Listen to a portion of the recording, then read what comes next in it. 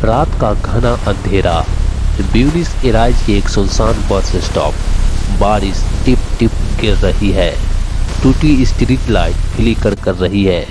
एक साधारण सा बुजुर्ग खड़ा है, हाथ में छोटी टॉर्च, बार बार घड़ी देख रहा है। बस मिस होने के टेंशन में है, लेकिन चेहरे पर कोई डर नहीं।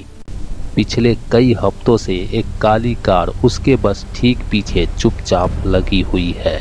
उस कार के अंदर 4 आदमी बैठे हैं, उनके हाथ हथियारों के पास हैं। वे जानते हैं ये कोई आम आदमी नहीं है, ये वो शैतान है जिसने 3 मिलियन से ज्यादा निर्दोष लोगों को सिर्फ कागज पर साइन करके मौत के मुंह में भेज दिया था।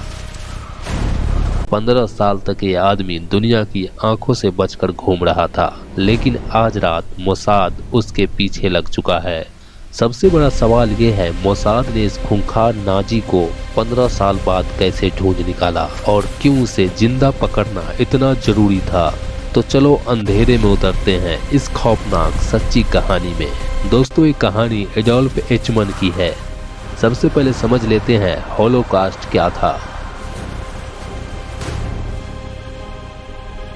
दूसरे विश्व युद्ध के समय जर्मनी में एडोल्फ हिटलर की नाजी पार्टी राज कर रही थी। हिटलर यहूदियों से बहुत नफरत करता था। उसने फैसला किया पूरे यूरोप से यहूदियों को खत्म कर दो। तो नाजियों ने एक पूरा फैक्ट्री जैसा सिस्टम बनाया। जैसे ट्रेनें चलाई जाती थी, लोगों को घरों से पकड़कर ट्रेनों में ठूस दिया जाता था।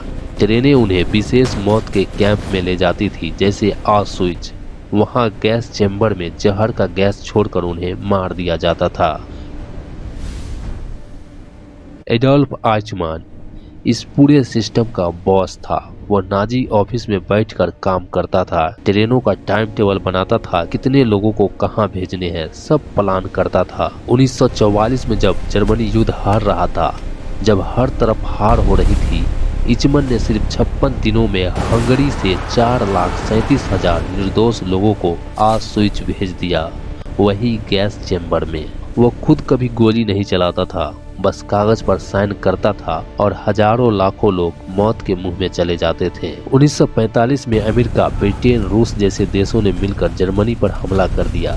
जर्मनी पूरी तरह हार गया। हिटलर ने खुद को गोली मार लिया, लेकिन इचमन बच निकला। उसने अपना नाम बदल लिया, पहले जर्मनी में छुपा, फिर अर्जेंटीना भाग गया। वहां उसने रिकार्डो कैलमेंट नाम रख लिया। मर्सिडीज के फैक्ट्री में नौकरी कर ली। हर रोज एक ही बस पकड़ता, शाम 7:30 बजे घर लौटता। 15 साल तक वो आराम से घूमता रहा, कोई नहीं पकड़ पाया। लेकिन 1957 में उसकी एक छोटी सी गलती हो गई। उसके बेटे ने स्कूल में असली नाम इचमन लिखवा दिया। एक ब्लाइंड यहूदी परिवार को शक हुआ और उन्होंने जर्मनी में एक प्रोसिक्यूटर को खबर दी। उस प्रोसिक्यूटर ने रिस्क लेकर मोसाद को बताया और मोसाद ने प्लान बनाया इस शैतान को पकड़ने का। 11 मई 1960 की रात, गैरी ब्लाडी स्ट्रीट पर अंधेरा। मोसाद के एजेंट छुपे खड़े थे। इचमन बस से उतरा, एक एजेंट आगे बढ़ा। जैसे ही इचमन रुका, एजेंट ने उसका हाथ पकड़ लिया। इचमन घबरा गया और चीखने लगा। तभी पड़ोसी बाहर निकला। एजेंट ने मुंह पर हाथ रख लिया। बाकी एजेंट दौड़ आए, उसे उठाकर कार में डाला, लेकिन कार का इंजन स्टार्ट नहीं हो रहा था।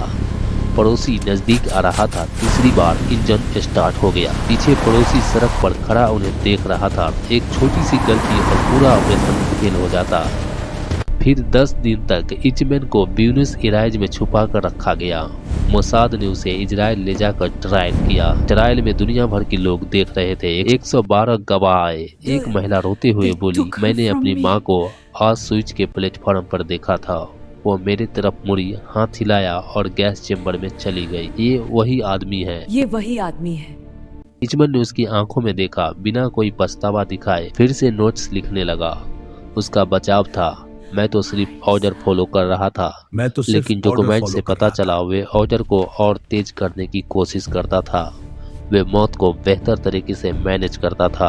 15 दिसंबर 1961 को उसको मौत की सजा मिली। 31 मई 1962 की आधी रात इचमन को फांसी पर चढ़ा दिया गया। उसकी राख समुद्र में बिखेर दी गई। कोई कब्र नहीं, कोई निशान नहीं।